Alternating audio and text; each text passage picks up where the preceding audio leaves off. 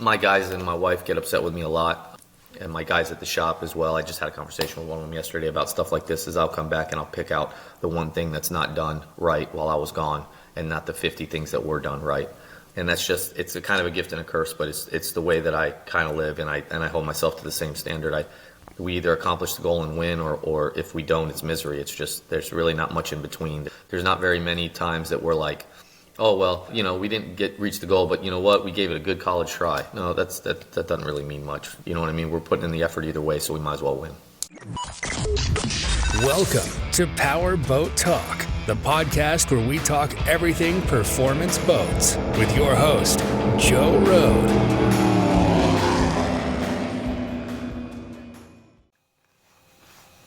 Well, good morning. Well, it's good morning here. I don't know where you're listening if it's morning, but anyhow, Shaun and I are up early for me. Shaun's in Florida, and I'm in California, so we're up early on a Saturday morning, and I'm here with Shaun Torrente, who pretty much, it goes without saying, is one of the most high-profile powerboaters and racers out there right now. Shaun's an F1 World Champion, Offshore World Champion.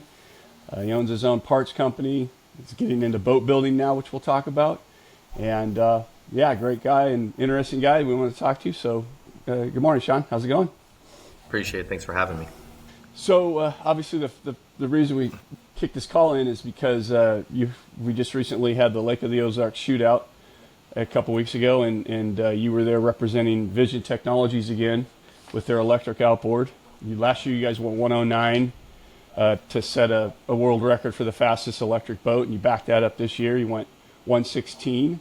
I know you had a different boat. You had you were using a 32-foot Hellcat last year, new boat this year. But first, I'd like to talk about, was it pretty much the same engine package as last year, or I think it sounded like maybe you had a little more horsepower this year. What was the differences? No, it was completely identical. Same battery packs. I mean, we have the Hellcat really? stayed together. It was the same battery packs, same engines. The only thing we really added besides a different boat is Pat Wiseman built some overdrive units for the motors, which go between the electric motor, I should say powerhead, the electric motor and the gear case, so that we can quick change gear ratios, so that I can keep propeller range where I wanted, because that was one of the holdbacks the first year.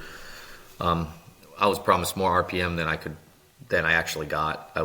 We only ended up where we could only turn this thing 5,600 RPM, so made it difficult gear ratio wise to keep the propeller in a happy place. So we made that change, and Pat did a great job on that. And then it was just really a boat difference. And honestly, it's just kind of the tip of the iceberg. We can go a lot faster than that with time.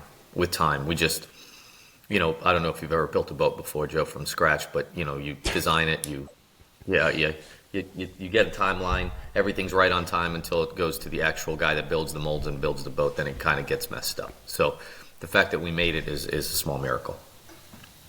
Yeah, I mean, I've rigged a number of boats in my lifetime, and that's a chore. But I mean, when you talk about building a boat, I mean, you literally built a new boat. You built a plug.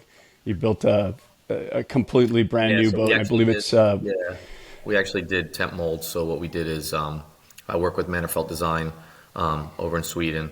We started last August, so about a year ago, and we designed a completely new boat. Those designs were done January 6th-ish. We had final design. And then the mold builder was supposed to start on, he was supposed to start on, I believe it was February 10th, and he didn't really start until about April 18th. So that's a little bit of a lag. So that's where it kind of got out of control, and then from there it was just a mad dash to get stuff done. And you said you rigged boats. We rigged this boat completely in 6 days, and then had 2 days to test it, and then had to send it to the lake. And it's a completely new design, so it's not like we had a baseline from anything else. You know what I mean? So, and it really is completely new. It doesn't look like anything else if anybody's had seen it. It doesn't look like, no one will ever accuse us of splashing an MTI or a Victory or something like that. It's completely different. So we're really excited about the future of it. It's called S2, right? Because you have a partner, Shaun. Yeah, S2 Powerboats. It's Sean Connor, who races with me in Superstock. So we're doing it together. He's a very, very high-end yacht broker, and been in the marine industry for a long time, and he's worked on many race teams. And so, yeah, we started this project when our previous boat that was brand new failed immediately. So we decided that we weren't gonna keep relying on other people to build us a race, but we were just gonna do our own thing. Okay, that was going to be my next question. Like, why would you? I mean, especially everything you've got going. I mean, that's a huge undertaking. So obviously, it must have felt like a pretty important thing that you needed to do this. I'm a glutton for punishment. That's the first thing. I don't like sleep, and then if I can stay away from my wife enough, she maybe will still love me, because if I'm around her too much, it gets a little bit, you know what I mean? We've been together 27 years, but I've only seen her like for maybe 3 of those years total, like if you added it all up. So that's why we can stay newlyweds, you know? Yeah. Yeah. That's a great way to flip the table though, man. I'm going to use that one today. I need all the help. I've been married almost 40, and dude, I need all the help I can get. Exactly. Yeah, I mean, God, talk about going to the extremes to really get to be at the top of your game and be the best, you know, be the best you guys can be. I mean, when you go that far, because I mean that's just a huge undertaking. You know, if you started from ground up, blank piece of paper, did that boat, and so far it's been a phenomenal success. The fact that you could stick those motors on as quickly as you did, get the boat rigged, get out there and do what you did. But I'm sure the boat's far from perfect, and I'm sure you're in your mind. There's 100 things you're trying to do to tweak. So the guys, since we got back from Lake of the Ozarks, the guys, because we're starting to build the second one, the guys are already they've already de-rigged the electric boat, because you know, I to be completely honest, the look of the boat, meaning the finish quality and the fit and finish at the end, wasn't what I want or would expect, because it was such a rush just to get it done, right? Rigging wise, Sure. It's beautiful, but just, you know, it needs a little bit more body work. We just need more time. So they completely de-rigged the boat. We're actually putting a super stock setup on it now with 300Rs, so that because I have so much data from 300Rs and what we race, to know where we're at, to make sure that all the things that I tried on the bottom are right, make sure the deck's working right, make sure CG is right, all that stuff. And we've already started to lay up the second deck, but the bottom, I told them to wait on, so that I can make sure there's no other changes, right, that we want to make. And then this boat will then, once we're done testing it, then this boat will go back and we'll make whatever updates final, finish it, and then re-rig it and get it ready for Miami Boat Show, hopefully with the new power from Vision, so that we can start gearing up for next year in the proper way before the shootout, because our goals next year at the shootout are very, very lofty. So we need a lot more power to do what we want to do, and that's one of the reasons we built a boat like this with a full canopy and, you know, safety implemented and all those things, because as much as I work and as much time as I spend doing this stuff, I really love my life and want to keep living. So when you're going to go really fast, you need to have some safety with it. I mean, I'll just go into this. I mean, if I remember correctly, last year, you know, you didn't have the battery power that you thought you were going to have, and the thing was down. I think you told me last year was only running about 5,600 RPM. So you kind of came in with the same. Yeah, it's the same stuff. Wow. So battery power is fine, and horsepower is fine. It was just RPM was the only issue. So that's why we did the overdrives, and that helped a little bit. But you still don't have any more power. So, to improve, you know, nearly 10% without really getting more power shows you that the boat's going in the right direction, and there's still a lot left. So I'm pretty excited about that. That had to be. I mean, again, it's as much as I'm sure the research, the thought, everything you've put into this boat. I mean, in the back of your head, you had to be just going, man, I just hope, you know, I don't have any more horsepower. I mean, all the improvements going to be based off whatever, the overdrive, the setup, the gearing, and then this boat's got to be better. So with my design with Aki, so it's like, yeah, the anxiety level was pretty high, because if it didn't work, you know, it's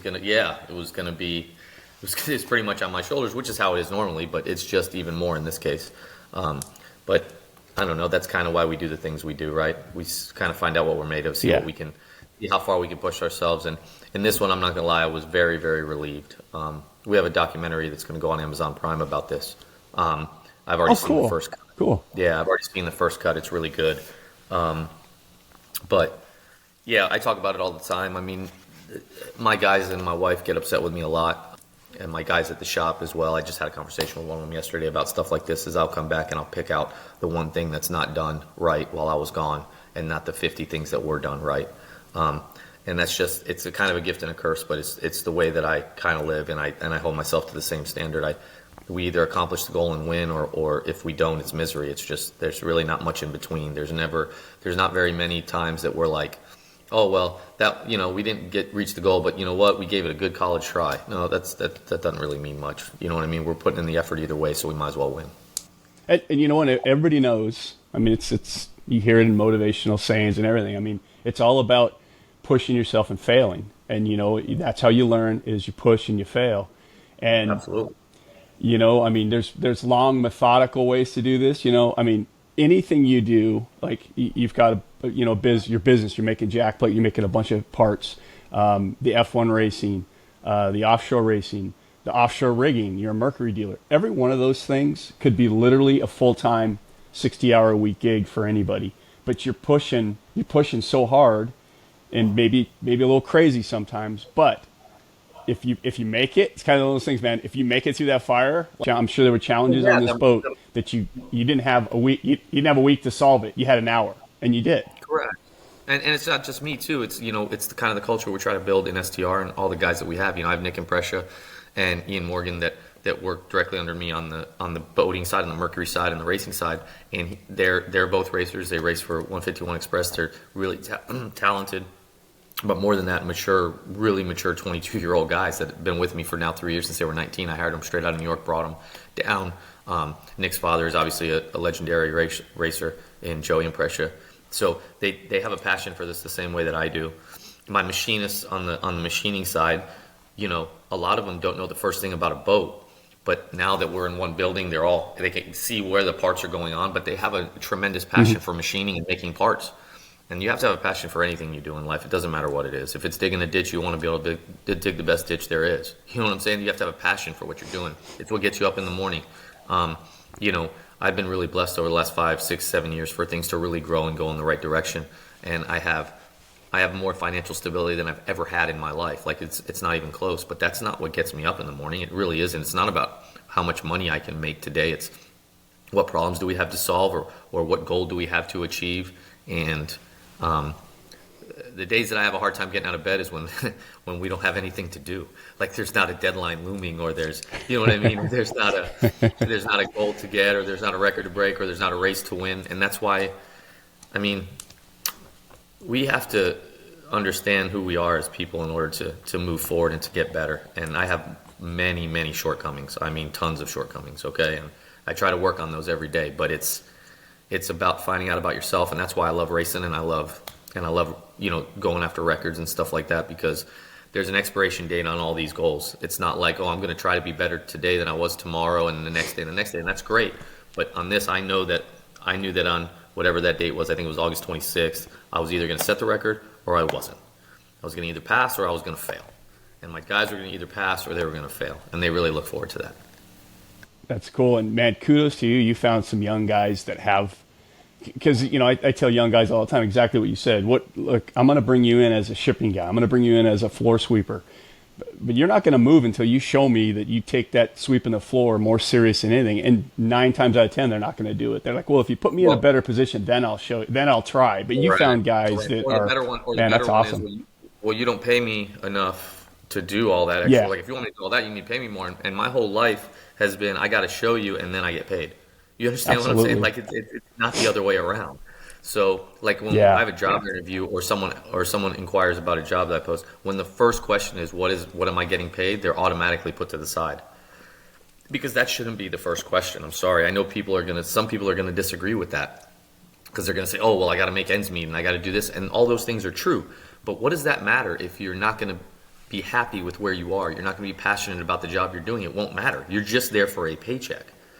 And if you're there for a passion and why you love and what you love doing, or because you have a goal, then the money will take care of itself. You're going to do a better job, and you're going to make more money, and you're going to, and then all those things fall in line. When I started the racing, when I went overseas 15 years ago to race Formula One there, because of what was going on here, and there just wasn't really much of a future in it here, and I wanted to be there, and I wanted to be world champion.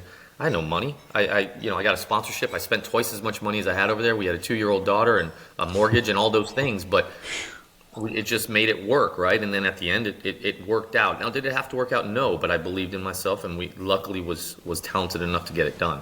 But I didn't ask, what am I going to get paid to go over there? It was like, no, it was like, how can I scrape together enough money to just make this happen?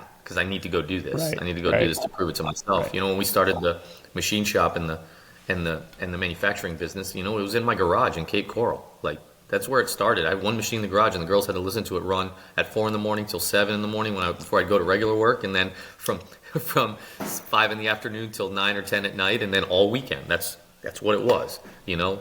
So if you have a passion for something, I built brackets. It was the first thing we made. I just thought that we could make something better. I didn't know that I'd sell any. I definitely didn't think I'd sell over 1,000 a year. Like, it's just, life kind of has that thing. If you're really passionate about what you're doing, the rest will kind of take care of itself, including the people you meet too. Yeah.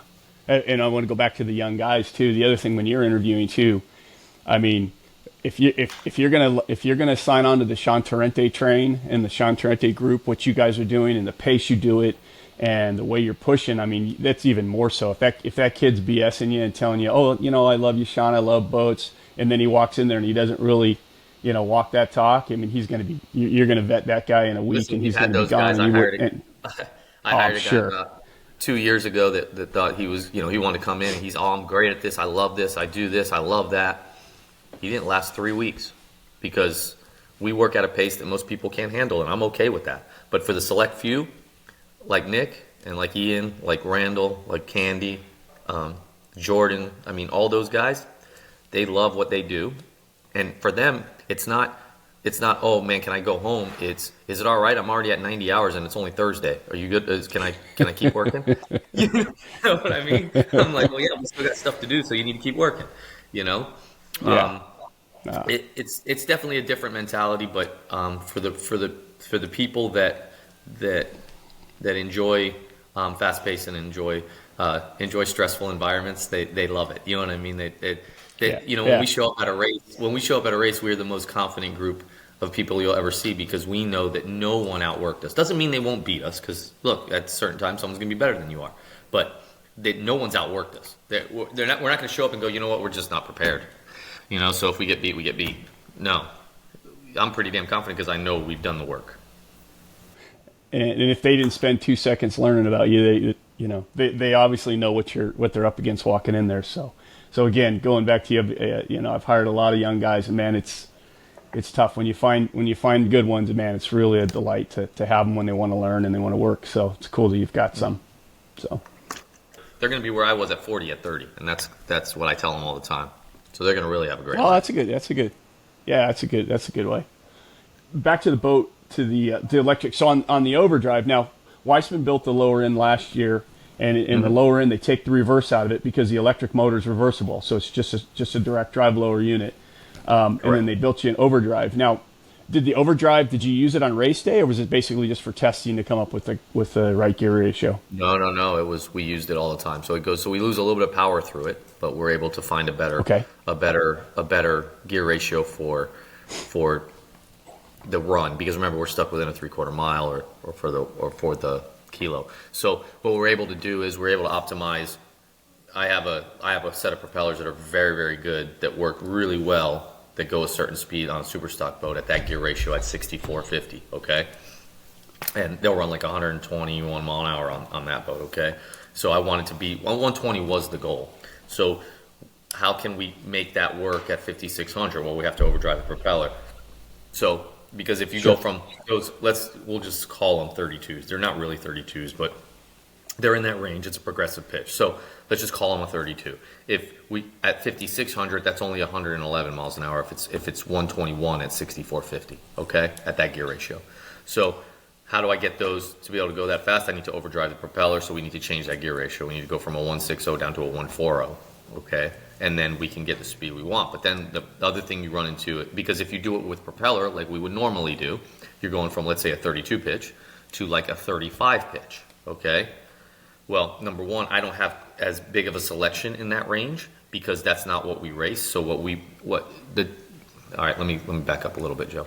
So the biggest reason I want to stay in that pitch range is because in super stock we'll run anything, and it runs a similar propeller. So we'll run anything from, let's say, a 29 to a 32 pitch range, okay, when we go racing. So we are in an RPM box, meaning we have a limiter in super stock at 6450, and we have a weight for the boat, and we have a tunnel width. Okay, so we can't change any of those parameters. We're in that box. So what we do is the same thing we do in Formula One. We try to optimize a propeller for that RPM box depending on water conditions. These water conditions will be flat. Conditions. Correct. So in that range, I have what we would call a 32. A normal person would call a 32. It's not that, but a normal person would call it a 32. It'll go 120 mile an hour nearly, okay, 119, 120, but it'll accelerate as good as a standard 31, okay, because we're constantly optimizing that design, trying things and changing things to get it to accelerate better and not lose the top end, okay? So outside of that range, 32 and above or 33 and above, we just build pleasure boat propellers. And pleasure boat propellers are much easier to build. Normally, the pleasure boat customer just wants to know how fast it'll go on their dash. They don't care about how it accelerates, really. They just go, will it go 125 or will it go 121? So I don't have as many in that range, and we would have to build a lot more special propellers just in that range if we were messing using a propeller. So if, instead of being able to change gears, we'd have to build a $7,000 set of propellers for every half a pitch. Gotcha. You know what I mean? That gets expensive quickly, right? So you'll quickly have $70,000 in propellers. Instead, now we can have that propeller that I already have or that we already know works really well that we make for the boat, and then we're able to change gear ratios to change our acceleration rate versus our top end. So in other words, our propeller is optimized, that we kind of take that variable out, and then we just work on gear ratio from there. And part of that is because of the time frame too, right? We knew we would only have a week to get this thing to go. So that's why we did it. And then the real issue is that also 5,600 RPM is just not enough. We need more RPM. So yeah.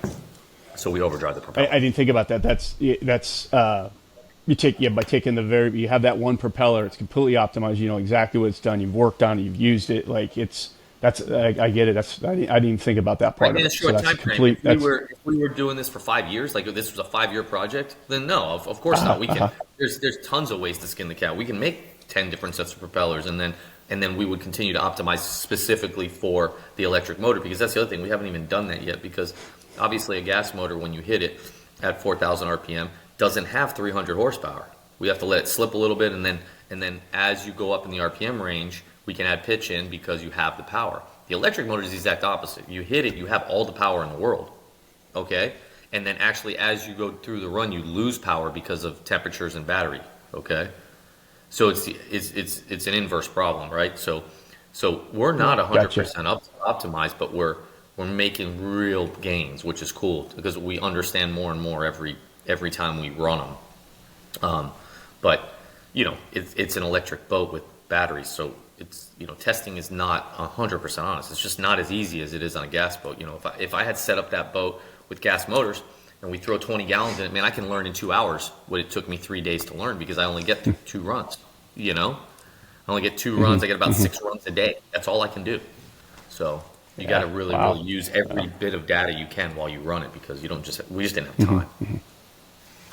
Plus you're going on, are you under like 2 years total development on this? Like it's still a learning curve. I remember I talked to you last year. You were like, the stuff I've learned about electronics through this project is unbelievable. You know, so I mean, you still have to be on a little bit of a learning curve. No, we're on a massive learning curve, and then, you know, learning curve is about to get a lot steeper because we're going to really add a lot of power to this thing. So when we add so much more power, you know, some of the systems that we put in place for this year, another thing we changed this year was the cooling system for the batteries, which worked 1,000% better. We used a liquid to liquid system exchanger instead of an air to liquid exchanger, and it was much better. So now that we've optimized that and got that better, now we can add a lot more power because we can keep the temps down on the battery, and that was our issue last year, really, was keeping temps down on the battery. Now we can do that. There's still a lot of issues that you have to be careful with when you're doing this. You know, like even cooling the batteries down quickly and stuff, you can create condensation inside the battery, which could create a fire if you cool them down too quick. So it's really about controlling the temperature. You don't want it to be going like this, right? So yeah, there's still a lot to learn, and we're still going through it, and we're trying to apply what we can from their regular engines that are just on, you know, their regular H2s and you know, Four Winds and Beneteaus that they're really working towards. You know, they're real money makers, let's say, and the things that are going to make that company really successful. So we're trying to learn things on the race side that they can apply there, and then we're trying to take some of their general rules and apply them to the race boat. See how it goes. I don't know what's for their general motors. What's their highest horsepower motor they have? They make just one motor right now, which is that they sell a 180. lot of. Yep, 180 horse. Oh, They have long-term okay. agreements. Yeah. So it's 180 horse, and like I said, they have long-term Oh, I agreements thought- with quite a few companies. Oh, okay. I thought for like the 4 winds and stuff, I thought they were doing like a 50 or 60 horsepower motor or something. Nope, they're all 180s. No, it's all 100. Which is Oh, okay, really- okay. I didn't know Which that. is really cool because Okay, they're yeah. targeting a 19 to a 24-foot boat, which is good. That's right in the sweet spot for a lot of single engine boats, right? They sell a lot of those Beneteau. Mm-hmm. Sure. Like I said, in 4 winds, they sell thousands and thousands of these things a year. Oh, okay, cool. I didn't realize that. Cool. I'm now back just to finish up on the overdrive. So obviously it's easy to change the gears. It's a quick change setup of some kind.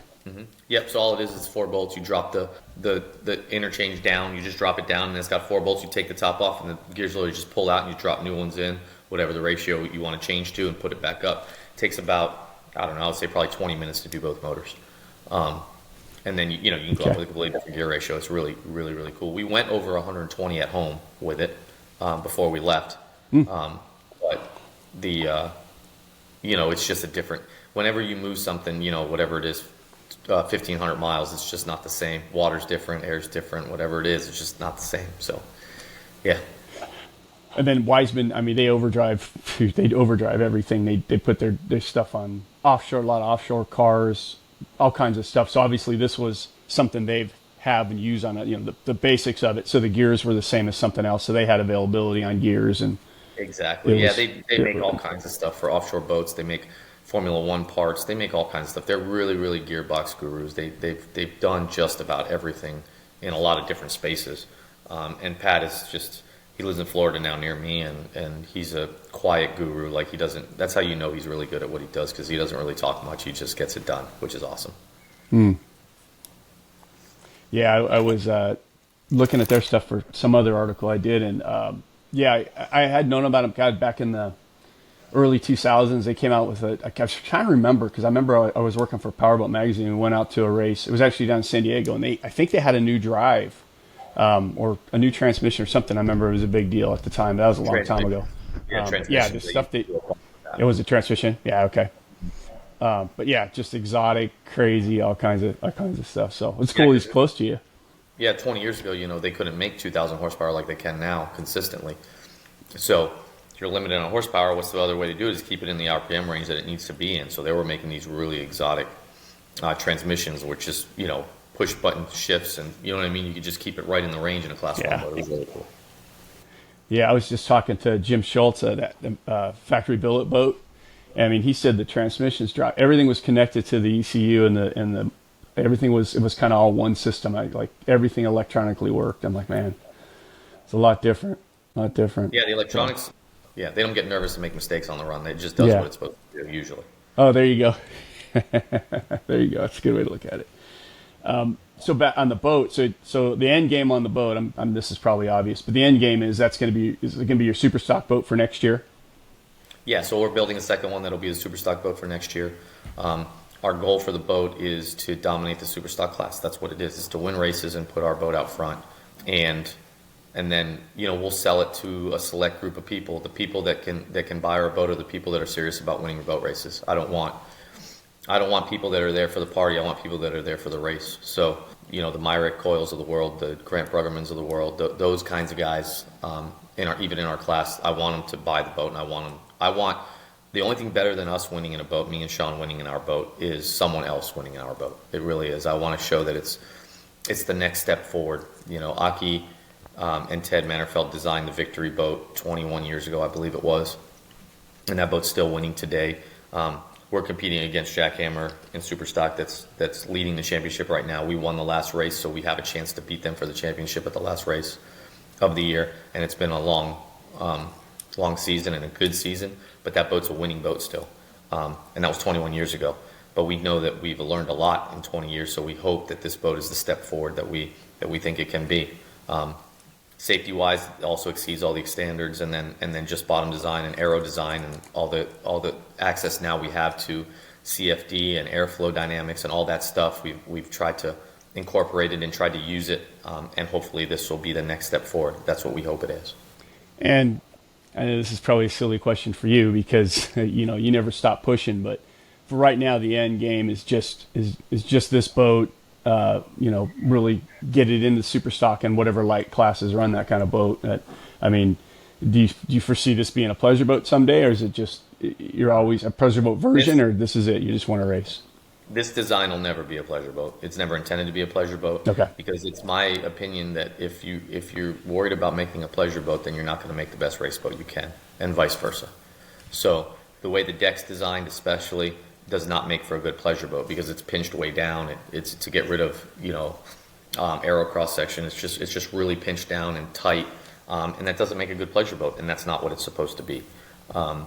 I don't have an intention to make pleasure boats at the moment, mainly because it's really the same thing. Even with my products that we make from STR, from all of our brackets and hinges and all this stuff we make, I try my best to not deal with the end user. I try to deal with other boat companies and rig shops for a couple reasons. Number one, we know that they're going to do it correctly and they're going to want to do it correctly. Number two, we're able to train them properly on how the part is supposed to be used and installed so that we can have the best possible result for the end user. Whereas when you sell it to an end user, there's plenty that are very good, obviously. There's many guys, especially in the boating world, that are great end users and they know what they're doing. But there's also many that just don't know what they're doing, and they're not going to, I don't care how good of a part you make or boat you build, an end user can mess it up. You know what I mean? That's all there is to it. They can really screw it up and not use it right or install it right. Yeah. So I don't have, I look at what I consider the Titan, like especially in the outboard boats right now, which is MTI. I have one, and they sell more boats than probably the rest of them combined. And I am at awe of what Randy has built, but I definitely do not envy what Randy has built, because the amount of effort and time it takes to service those 100 boats you sell a year, and the amount of effort and time it takes to service and sell and deal with those now 500 or 600 end users that he deals with that all run MTI boats is very hard, man. It's really heavy.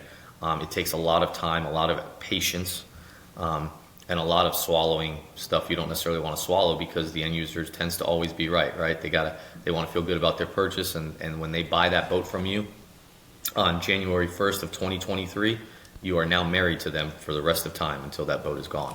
So it's not something that really I want to do. My legacy is in racing, and that's what I want the boat to be, as a race boat.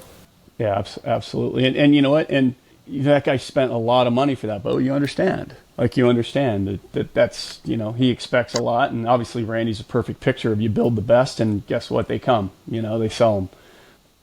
No, I was just going to say, like, my 44, I just got it, a couple months ago. It's at the factory right now, having a few little factory paint things fixed. You know what I'm saying? And I'm an easy customer, but it's a lot of money and it's a lot of boats, so they have to take care of it. And that's the thing that people don't realize and understand. They think, oh, this is great, he's selling 60 boats a year, and it is. You know what I mean? You want to do that as your company. You want your company to grow, but you have to also understand that all the things that come with that afterwards. You know what I mean? And all the responsibility you have as a company, the same way I do with my brackets. We have, on any given weekend, we have somewhere between probably 600 and 1,000 boats during the summer running around with their family in it at over 100 miles an hour with my brackets on the back of it holding the motors on. We don't take that lightly. My guys in the shop don't take that lightly. We try to make sure that every bracket exceeds all expectations, not only for the customer, but in safety and the way that they're built. We try to use the best possible products we can. And, knock on wood, we've had 0 failures in 6 years of business. So that's the way we'd like to keep it. We realize that, over time and thousands of brackets, eventually there's going to be a failure. It's going to happen. Material's going to fail over time, or a bolt's going to fail over time. Something's going to fail. It's going to happen eventually, but we're proud that at 6 years in, we haven't had any of that yet. And, you have to, while the business grows and things scale, you have to respect what you're doing. We still know that, like I said, there's a guy and his son going out this morning for a rip in their 34 MTI or their 39 MTI or their 37 DCB or their 368 skater, and they're going to go have fun with my stuff hanging off the back, and we want to make sure that they have fun and get back to the dock. Great philosophy. Real quick, going back to the Randys or Sisms of the world. You've been in this industry for a long time. You know a lot of those guys. Obviously, you race MTIs. You've been in a lot of guys' boats. How did people take that? What was your reception when, okay, this guy's now, you are a competitor, maybe on a certain level, on a small level, but you are a competitor now, So. Well, yeah, so I race an MTI in Superstock right now that we bought back from Abu Dhabi. It was the only one ever built. We had to modify it to make it work. We cut it in half and narrowed it and did all kinds of stuff to make it legal. And we've been really successful with it. We've won 2 races this year. And then I run a factory 450 MTI with the Mead family, teaching young Caleb, who's 16 years old, to race. And we won a race in Sheboygan this year already, and we finished 3rd last weekend. The kid's really doing good, but I raced that for Randy. Randy's the one that brought me into those. And he was the only one, so Peter Ledden knew about it already because Peter and I go back. Peter Ledden's the owner of Skater and the only guy that's ever built skaters. Skater. Yep. And so Peter's brother, Alex Ledden, built my engines in Formula One. I've known Peter since I was probably 14 years old. Oh, interesting. So Peter was sitting underneath the boat with me one day looking at something, I'm trying to modify it. I was asking his opinion. And he's like, Shaun, you just kind of need to do your own thing at some point. And I said, that's funny, Pete. And then I showed him the renderings. And he's been just an amazing asset. He's been so excited about it the whole time, checking it out. When we went to Charleston, he went to see the molds. And I thought for sure he was going to, because I don't know if you know Peter, but Peter's could be a little ornery. And that's why I love him. He'll just tell you, oh, that ain't going to fucking work. That's not going to work. This is shit. You know what I mean? That's just the way he is, which is great. And he looked at it, he's like, oh, that's going to work good. That's like my 438, or that's going to work great. Or, oh, I like this. So I'm not sure about that. But he's been just an amazing asset and just someone that's been really, really, really supportive of the whole thing, which is really cool from someone like him. He builds boats, you know what I mean? But he's been awesome. And then Randy was the only person that I was really nervous about, honestly, because like I told you, I really admire him as a business person and what he's built. And that company, not only in the racing stuff, but they're one of our biggest customers on the part side. We make a lot of parts for them. And also at the Charleston launch, I said, Randy, I need 30 minutes of your time. And he's like, all right, meet me at my room. So I would go there with my laptop. I have the design on there. I have everything on there because the biggest thing I wanted him to understand is that we didn't copy his boat. I was making my own thing. It might not work, and there's probably stuff on there that he wasn't going to like as far as the way it looked. He probably didn't think it's going to work, but I'm just kind of doing my own thing, and this is why I'm doing it. And I don't very rarely do this. I made a notes, and I put down the 5 dates that I had asked him to build me a new boat for Superstock, and that he wouldn't do it because he doesn't really have a mold for that size boat. You know what I mean? He has to modify it, and he's building a lot of boats, and rightfully so. It's like, look, this is going to cost you way too much money. I'm not going to make any money. So in the end, no one's happy. So I can't do it. I just can't do it. So I had all those dates, and I sat down with him. And it's funny. I walked in the room. He's like, "How much money is this going to cost me this time?" Because that's kind of our relationship. And I'm like, "Well, it ain't costing you anything right now, I promise." But I told him what I was doing. He's like, "All right." And then he's like, how long is the boat? I said, it's a 32. It's okay. And he said, how wide is it? 63 inches. He's like, all right, I'm good, whatever. Because it's too small of a boat to really compete against. Okay, good. And it's specifically for Superstock. And then I showed him the renderings, and I showed him the 3D model of it so he could see it. And since then he's been really supportive, and they've been really nice about it and really great. And man, I'm still hoping to win the championship this year in his MTI. And then we'll move forward and keep moving. And the MTI will still stay on the race course. It's still gonna be there. So that had to be that day when Peter said that. That had to be like, oh, thank you, this is awesome. I thought he was gonna be like, this ain't gonna work. You know what I mean? And I take that for real. Like, he's not saying that just to say it. Like, that's probably what he believes. That's what he believes. He ain't bullshitting. So but he's just been awesome. He really has. Both of them have been great. And then and then everybody else, all the rest of our boat companies and stuff. There's really no one else that's in the racing world besides those two.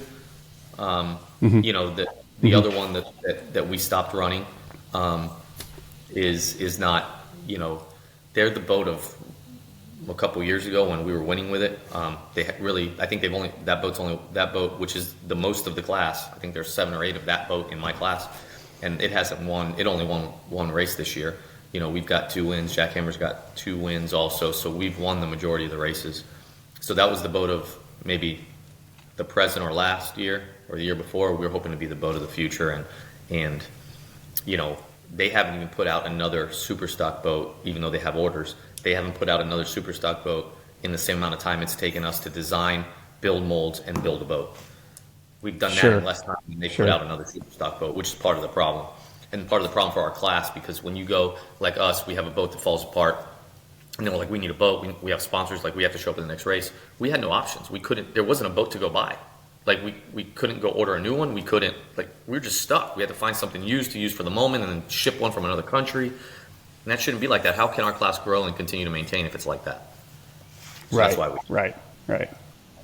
Oh, cool. I didn't realize the boat you were racing had been so highly modified and that you couldn't even really get what you wanted. So that's cool. I mean, you know, again, you're an owner of a company. You as friendly as you want to be with everybody at the corner of your eye. If they're doing the same thing as you, they're always you keep your eye on them. You know, you're always a competitor. So I'm sure that's why I was curious.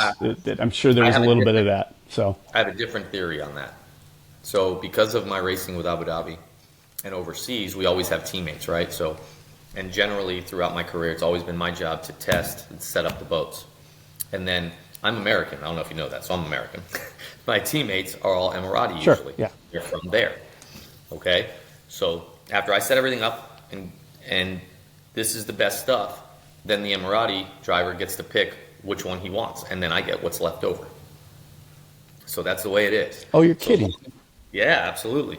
So obviously they want to win for sure, but at the same time, to have a natural born Emirati win the world championship was better than having Shaun, a hired gun, win the world championship. It just is, right? But so example was in XCAT the first year I went there with them, they set up both boats, this MTI that I have now and a Victory, and we test them, and the MTI is faster and it accelerates better, and it's a faster boat. So they picked the MTI and I get the Victory. Fast forward 7 races, I win the world championship and they finish 4th in the championship. So I believe that if you give me equal equipment, just give me equal equipment, and you still beat me, then you know what? You deserve it. Because I really believe that if I have equal equipment, that you aren't going to beat me. So I don't look at it that way. I look at, we're going to handle our business and put our stuff the best we can. If someone else beats us, then they've just done a better job than we have this weekend. That's all there is to it. Like, you know what I mean? And we're going to continue to work in our process and continue to go. Because if you try to do what the competitor's doing, you're never going to copy someone and do better than they can doing what they do naturally. You understand what I'm saying? You just can't do it. Yeah, absolutely. Absolutely. You got to do your thing. It doesn't mean you can't learn from outside and, you know, get cues and say, oh, well, maybe that might work, or, you know what I mean, and try things. Absolutely. But you just can't copy someone. The people that goes, oh, that guy's running 32, so I need to run 32s. Well, have you tested it? How do you know that that works on your boat? How do you know that you can accelerate off the corner in the temperature? You don't know that. Just because he's running them doesn't mean you can. Well, and that's really interesting about you setting up both the boats, and then they're like, okay, here's a slower one, but at least they can never say, you know, no matter what you do, they know right up front, dude, you got the best stuff. I handed you the better stuff. Like But that's the point. And when we test, they're going to see all the data, and they go, and we'll test a new set of propellers. Here's the 2 set of propellers. They're supposed to be the same. Look, they test the same. Which set do you want? They get to choose the set, and I take the other set.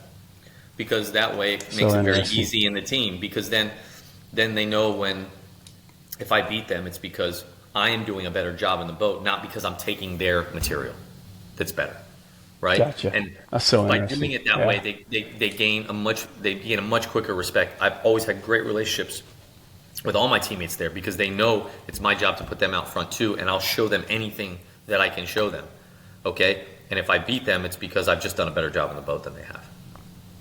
Yeah, that's so interesting. So one thing, I don't even know if I mentioned this, you actually have a driving school as well, right? We help guys. I'm not super familiar with driving school. I don't know if you teach racers or if you teach guys about a new fast MTI. I don't know the driving school That's exactly really what you focus on. I was in Lake Cumberland the last couple of days doing a driving school, actually in a 37 DCB with Kieran Pinisetti and Greg Schaller, and then their wives as well. So what we do is we do it mainly for insurance reasons and stuff like that, but some people just want to do it just because they want to get better. They'll buy, you know, in our industry nowadays, you can go buy a brand new MTI or DCB or skater, never having any boat experience really, and go, you know, think you can go run 100 miles an hour and no problem, right? So the insurance companies usually require, if you don't have enough experience, that you take a driving school with somebody like that. So I'm one of two driving schools that are approved. So we go do that.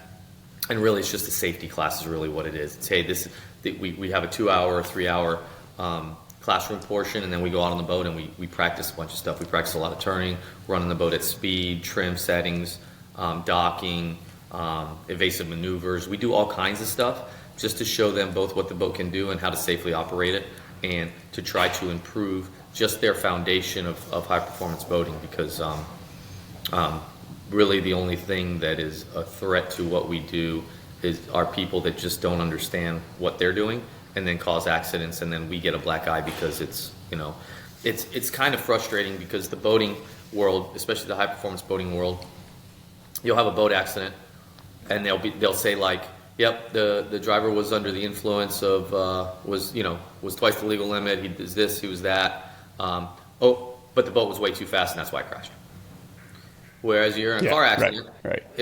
It was a DUI, that's it. It's finished. They don't talk about anything else. They don't say that the car was too fast. They don't say that the road wasn't marked right. They just say it was a DUI. The guy was under the influence. All bets are off. And in our world, it's not like that, right? It's the guy's under the influence, but the boat was way too fast and it's not safe. How does that make any sense? And then, so we just try to improve the safety and understanding of specifically catamaran boats. I don't do any V-bottoms. I only do cats, so that we can get rid of some of the misnomers and the things that are just not correct about a cat. A cat is inherently so much safer at 100 miles an hour over a V-bottom. It just is. As long as you understand how it works and you understand the shortcomings of the design as well, safety-wise. I've told this story a couple of times. In fact, I talked to Tony at DCB last week. Out here in California, I grew up in this industry. So when I was young, like if you had an 80-mile-an-hour boat, that was unbelievable, right? So as I'm growing up and I'm selling parts, I'm in the industry, and we're seeing exactly what you said. A guy can go write a check, and now he's got 100, 120, 140, 150-mile-an-hour boat now. And I know early days we used to say, oh my God, this is when those guys start getting out there and driving these boats and killing themselves, like it's going to kill, the cats are going to be gone. And it really hasn't, because I really think it's the technology is so good, those boats are so safe. But still, guys like Tony and Randy Sism, I can't see how they go to sleep at night sometimes when they hand the keys to a 130-mile-an-hour boat to a guy that doesn't have that kind of experience. But because the boat's so safe, and then because of stuff like what you're doing, I mean, it's a testament that we haven't really. You see isolated incidents of problems like that, but for the most part, man, the whole cat stuff has exploded, and it's amazing that it has as safely as it has. But having driving schools like what you guys do, and what Tony said, he goes when I ship a boat, he goes, if I have to stay with that guy for 3 days till I feel comfortable, I'm going to do it, because it's just, we all have too much at stake. So that's really cool that you're doing that, and it's a great resource. Yeah, it's good, and yeah, it definitely surprises you sometimes when you get somewhere and do a driving school with someone and realize how unsafe they were, really, just because they didn't know what was going on. It's sobering, and at the same time proves again how safe the boats really are, because they had no idea what they're doing and they still didn't end up upside down. You know what I'm saying, or hurting anybody. It's a testament to how safe the boats really are, because they are very safe for what they are. Yeah. So people, I don't know if people have gotten a feel for you just in this 45 minutes we've been talking, but you're obviously, you're a competitive guy. You've got to be perfectionist to do what you do, as much stuff as you do and as good as you. I mean, a world champion in F1 and to be a world champion, I think 3 times. I mean, it's crazy. I mean, you're obviously motivated, and like you said, you expect your guys to be perfectionists and to fall in line with what you do. So it was really interesting. I was talking to Taylor Sism, and she told me, I think, was it like her first race did you throttle for, or it was very early on?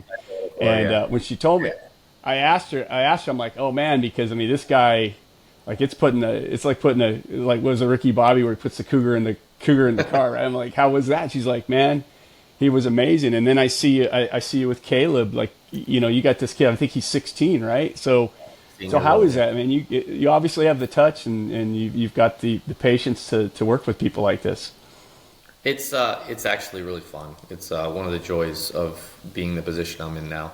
To get, like in Sheboygan, the first day, to get him a podium finish after the first race, him not being comfortable and having to go slow and getting lapped, and then 2 weeks or a week later going and getting him a podium finish and him doing a really good job. is just a great feeling. It's great to see a young person, like, accomplish something, face their fears and their insecurities, and kind of grow, because that's what racing did for me. And then the next day to win the race in rough water, where he was completely freaking out the week before, was it was just, you get back to the dock, and it's one of the reasons you do it. Their families crying, and people are, it's just a great time. It's awesome to see. Like I said, just to see a kid get to start to come out of his shell and gain confidence and do something that he loves to do, and then learn about yourself, right? Because that's the greatest thing about racing and the stuff that we do, is you learn about yourself. You learn that when shit really gets tough, how are you going to react? Are you going to push forward, or are you just going to give up and walk away? When there's many times that I've strapped into a race boat that as you're strapping in, your whole body is saying, and your mind is saying, why am I doing this? This doesn't seem to make any sense. Like, this is stupid. I can't believe I'm strapping into this thing. Like, look at these conditions, or, and you're going, this is dumb. And then the green flag drops and all that stuff goes away, and you go do your job and you get it done, and you go, man, I overcame something that most people wouldn't be able to overcome. And that's really what it's about. Or I watch a Formula, I don't go out in Formula One and I'm watching testing, and I haven't gone out yet, and I'm looking at it, and even though I've won a bunch of races and championships, I'm looking at it and go, man, I don't even know if I can even still can I do that? Like, that's crazy. Like, I can't believe I can do that. And then you go out and get it done. You know what I mean? And your lap times are faster, you get pole, and you're like, man, I can't believe I was able to accomplish that. Or, it's coming down to the last 30 seconds of qualifying, and you're in third, and you have a boat that can get pole, and you got to get the clean lap, and you get the clean lap and get pole. That feeling is really, you can't explain it in any other way. Like, you can't live those feelings in normal life. You can't live the result and the defeat and the absolute, like, feeling of being completely at the bottom when you screw up, and then 2 weeks later being on pole and winning the race, and then you have that high. You don't get that in regular life. And it kind of teaches you that there's a Tom Hanks thing that I see all the time is, whether you're winning or losing, or it's the worst day of your life or the best day of your life, this too shall pass. You're going to make it to tomorrow. You're going to figure it out. You're going to keep on moving, right? So no matter how bad it gets or how good it is, keep yourself kind of in the middle, because it's going to pass. It's going to pass, and you're going to get through, and you're going to keep on moving. So, that's what I love about it. That's such a simple little thing. Yeah. Yeah, but it's important, man. It's important to keep yourself centered, because, like, especially in the world we live in now with the internet and everything else, I try to not pay attention to any of it. I kind of laugh at it most of the time. But no matter how good you do or how bad you do, when you're doing good, everybody's, oh, you're the greatest. When you're doing bad, those same people will be the first to pile on you. So, like I said, just do it for the right reasons. Do it for your family. Do it for yourself. And just, this too shall pass. Even though I'm world champion today, next year there'll be a different one. You know what I'm saying? Yeah, I accomplish my goal. I take it for what it is, and I keep it moving. Yeah. Do you want to talk about the F1 thing right now, as far as what's going on right now, or would you rather not talk about it? No, I'd rather not talk about it, because it's not fair to the team. Okay. We still got stuff to handle. So Okay. Talk about it. Yeah. Okay. Because I follow F1 a little bit, and I saw it happen. I'm like, something happened or whatever. And I don't really know exactly what happened, but I have to say, when I saw your post, in fact, I read it again last night. That was a really noble and upfront thing for you to do, and say, like, just taking responsibility. And it's like, and I think I heard you make a comment on an interview, like, shit happen. Oh, Paul Tracy made a comment on your social and just said, dude, it's racing, man. Like, it happens, and you have a split second to make a decision, and fuck, whatever happened. And again, I don't even know. I know it was some kind of incident, but whatever happened, at that split second, maybe you could have made a better decision, whatever, But it was cool that you're like, hey, good for them, good for the association to do what's right, and that was the right call, and it keeps us safer. And so I thought that was from me, just telling you, that was a really upfront thing to do. For what there's not enough people in this world to take accountability for whether they're in a place of in a situation of prominence with some sort of influence on people or not. They don't take responsibility for what's going on, good or bad. If I'm going to take responsibility and take credit for winning, I got to take credit for when I screw up, and we all screw up. That's all there is to it. We screw up every day. It's part of life. Yeah. In that venue where that shit is so fast and so intense, and so, like, the fact that it doesn't happen more, it's just a testament to how good you guys, the drivers, are and the equipment is. So it's completely understandable that God, it's just unbelievable. So much more stuff doesn't happen. Oh, for sure. For sure.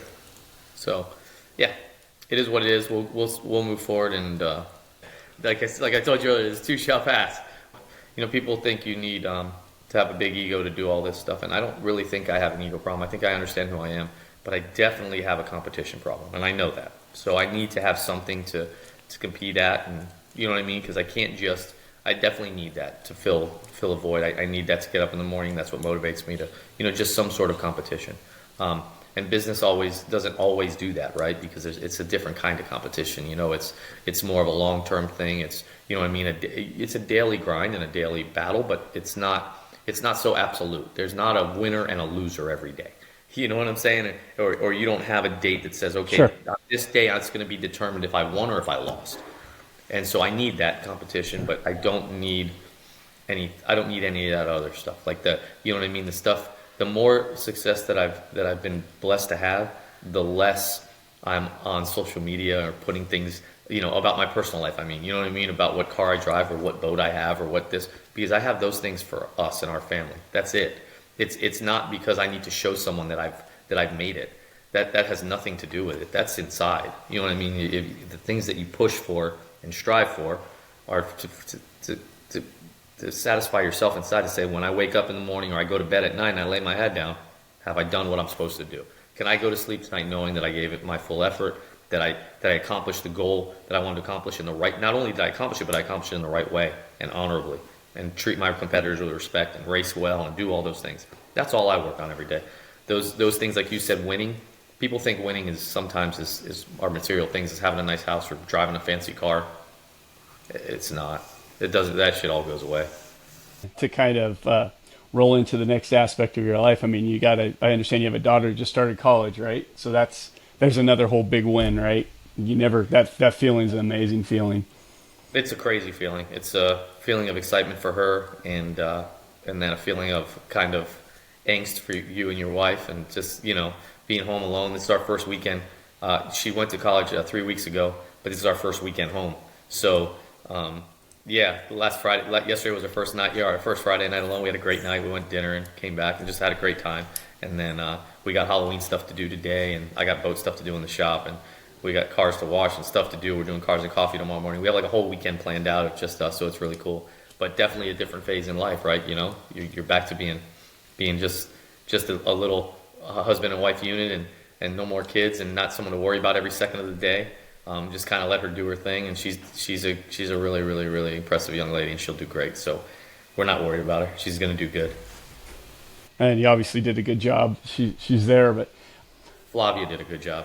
I wasn't there near as much as I needed to be as far as the day-to-day grind. We had great times, and I tried to be as present as much as possible, but Flavia did a great job. She did 80% of the lifting. You know what I mean? The day-to-day, making school every day. Yeah.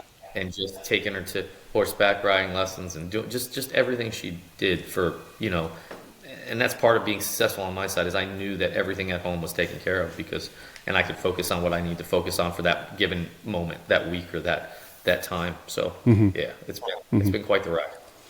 Yeah. Awesome.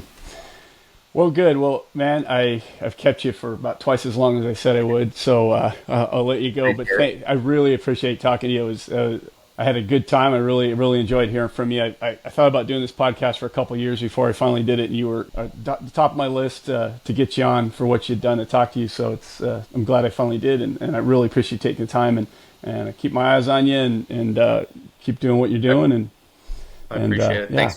Thanks for reaching out, and thanks for the talking to people in our industry and making it better, and allowing people to get to know us, because it's important.